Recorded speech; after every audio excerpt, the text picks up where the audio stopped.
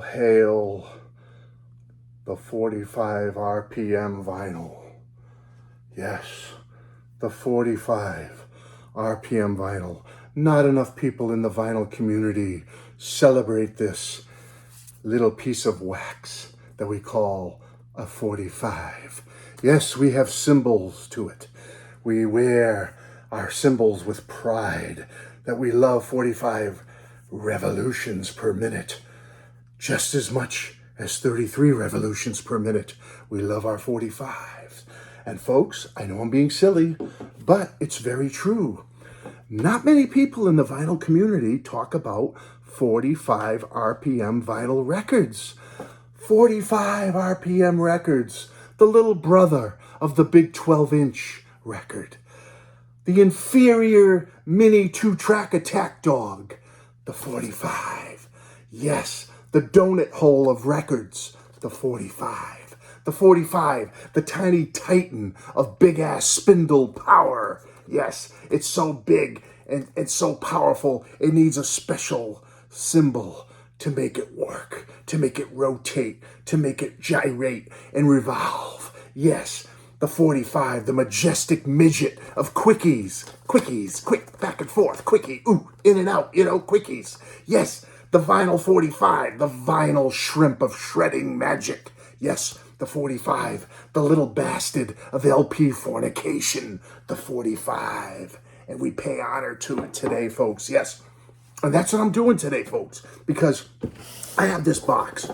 This box is probably 45 years old. Who knows about that? I have a couple of these boxes. I have this blue one here in blueprint, and I have a red one, which we'll do another day. But I have tons of old 45s in here from when I was a kid into the 80s, the 90s. I mean, all through 60. I got everything in these things, folks. Everything. Everything in these boxes. Didn't put my name on it. Didn't write the songs on the back, thank goodness, because it changes all the time. But there you go. Who remembers these kind of things? All right. I got a couple of them. So I thought what I would do today is I pulled out a handful. I said, let's show some 45 records and see if you guys remember some of these. Maybe you still have 45 records in your collection. You vinyl community people, are you into 45s? Do you collect them? Did you save your old ones? Do you buy new ones? Or did you get rid of them many, many years ago? I don't know. I just know I want to pay honor to the 45 today, and I may do another video about it down the road. So, in my stack here, just a random stack, gonna go through it quick. I probably won't pull out every little piece of vinyl like this, and it's on the Warner Brothers label. You know what a 45 looks like, okay? So the labels vary, but this one's Van Halen. This one I got back in 1979 from their second album, Van Halen 2, Dance the Night Away. So I thought I'd get a kick out of seeing that one. There's Diamond Dave on the back, jumping up and down.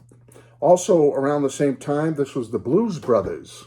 I was into the Blues Brothers for a little while, and they did a cover of Soul Man. They also did a song called Rubber Biscuit, which was kind of a novelty track. This one happens to be out there, so you can see it's on Atlantic. And there's the back cover. The Blues Brothers, Soul Man. All right, this one goes a little later into the 80s, late 80s or 90. Poison, Fallen Angel. All right. A lot of these will be picture sleeves, so at least they'll be interesting to look at, folks, if you've never seen them.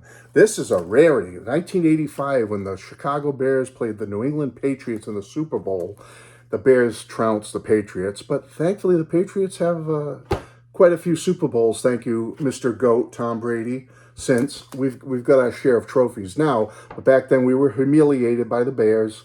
They creamed us. It was like 50-10 or something. 1985 or Super Bowl, I think it was January of 86, but they did a song called the Super Bowl Shuffle. Those Bear guys did. I'll show you that one because it's so rare. But yep, the Super Bowl Shuffle. Who remembers it? You have to be old enough to remember it. There's some of the players on the back. I know Jim McMahon was one of them. Walter Payton, I believe. That's a pretty rare 45. This one, you'd have to be from the greater New York area. Upstate New York, Hudson Valley, or further north. I'm not sure. Who remembers a band called 8084? They were big in the New York area, all around the New York area back in the day, folks. Back in the 80s, coming into the 90s, I think, a little bit. And this is a very rare 45 I have from 8084 Deadline, backed with Breakaway. Who remembers them? That's a rare one for some of you New Yorkers out there. Mid-80s Beach Boys, 85, Get You Back. It did make the top 40, one of their final top 40 hits. This one was right before Kokomo, which went to #1. Here's a rare one, The Partridge Family on Bell, I Think I Love You. That's an oldie from the early 70s. Van Halen from 1982, Pretty Woman. All right. Happy Trails is the flip side. Lita Ford, Heavy Metal Goddess. Remembers that? Kiss Me Deadly. Love that song. Well, this is a big one at 84. Steve Perry, Oh Sherry, when Journey took a little hiatus and he did that first solo album, Street Talk, I think it was called. Oh Sherry, who remembers that video? This is one of my later 45s from Oasis, Lila.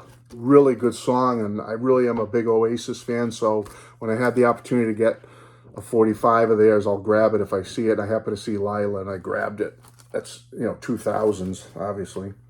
Here's another 80s, Cheap Trick from their, I like to say their comeback album. The Flame went to #1 for 1 week.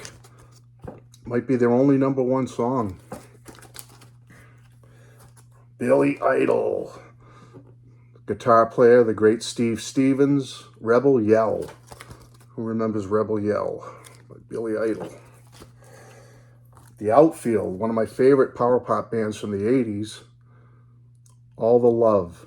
They had quite a few hits, the Outfield. A shame both Tony and Tony passed away. And I'm sorry, John Spinks passed away as well. But great band from the 80s into the 90s. These guys are still out there doing it. The Stray Cats, great song. Sexy and 17.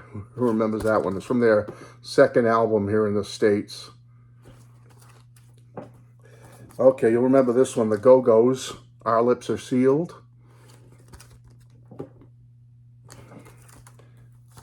Pat Benatar, Shadows of the Night. Great single. Great single. Bangles, Manic Monday. Who remembers that one? Big song. Written by Prince, I believe under the name of Christopher, if I'm not mistaken. Had a pseudonym on here. I just love the video for this, and the song is so upbeat and positive. I've always loved this Billy Joel single, Uptown Girl. Really great single. Fabulous song. Oh, wow, big. 81 or 82, I think 82. After the Pretenders had lost 2 of their members, had passed away, and they regrouped. Came out with a great album in 83, but one of the singles prior to that, restarting the band was Back on the Chain Gang. And this is one of my favorite songs of all time. I've just always loved Back on the Chain Gang by the Pretenders. This is a rarity, so I'll show you the vinyl on Harlem Globetrotters label. It's the Harlem Globetrotters theme. If you've ever saw the Globetrotters when you were a kid, like I did many times in the 70s, Sweet Georgia Brown. And I believe I got this at a Globetrotters game in Providence, Rhode Island, at the old Providence Civic Center, and I've saved it all these years. Oh, this is an oldie, but a goodie. If by Bread. You're talking 1970 or so here with this one. That's an old single. Boston's Comeback, 1986, their third stage album. Can't You Say? This is a rare single from that album. I have Amanda, and I think Cool the Engines was another single, but this is like a third rare single from that album. Third Stage. Great song, Can't You Say? This is fairly recent, within the last 10 to 15 years or so. The Smithereens did some Beatles covers, and they released a single of Love Me Do and P.S. I Love You. And so I grabbed it for my collection. So, on occasion, I will still pick up a 45 if it's really unique or rare or something like that. This one you'll get a kick out of. Sergeant Barry Sadler, Ballad of the Green Berets. Who remembers that one? Silver wings upon their chest. These are men, America's best. Patriotic. Okay, one of my 80s power pop guys I was into, Rick Springfield. This is Love Is All Right Tonight from his 1981 Working Class Dog album. Great album. I love this band. I love their early period, but I also love their 80s period. The Moody Blues. What a great band. And this is the Your Wildest Dreams, which was a big hit for them when they kind of made a comeback in the 80s there, around 86 or so. Your Wildest Dreams. Great song. Okay, this goes back to 78. I saved this all these years. The Rolling Stones' Miss You picture sleeve. Backed with Faraway Eyes. Great one. Almost there, folks. I've got the clap. Well, not really, but I kind of do have the clap. Catch the clap, see? A rare single from the greater, I don't know where this is from. Jersey, Boston area, I don't know.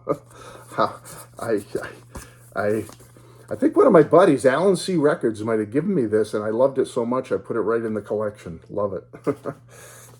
Oh, this is a rarity from 76. Peter Frampton from his famous album, Frampton Comes Alive, Show Me the Way. Big top 40 hit for him. Backed with Shine On. We just lost him this year, but the great Eric Carmen and one of his singles from the 80s called I Want to Hear It From Your Lips. All right, great song. Almost there, folks. Jackson Browne, Somebody's Baby. If I remember correctly, this song was in the movie Fast Times at Ridgemont High. Correct me if I'm wrong. And that's where I first heard it, and I liked it so much I went out and got the single.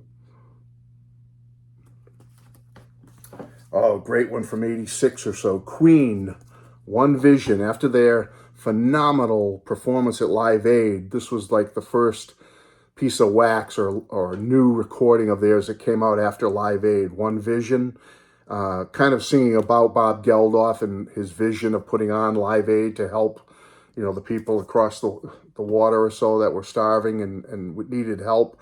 So this was their kind of tribute to that. It's also on their A Kind of Magic album, but I grabbed the I have the album, but I grabbed the single at the time, One Vision by Queen. Two more and we're done, folks. Another Rick Springfield from his Working Class Dog album, I've Done Everything for You, written by Sammy Hagar. Great. Rick does a great version of it. And last but not least, one of my favorite albums from 1979, ELO's Discovery album, and the big hit, Shine a Little Love. Couple of hits off that album, but wow, and they get to see some of ELO's albums there. There's Discovery on the top. Great stuff. So that's it, folks. I just want to do a quick video and show you that the 45 still lives in the house of Matthew Street.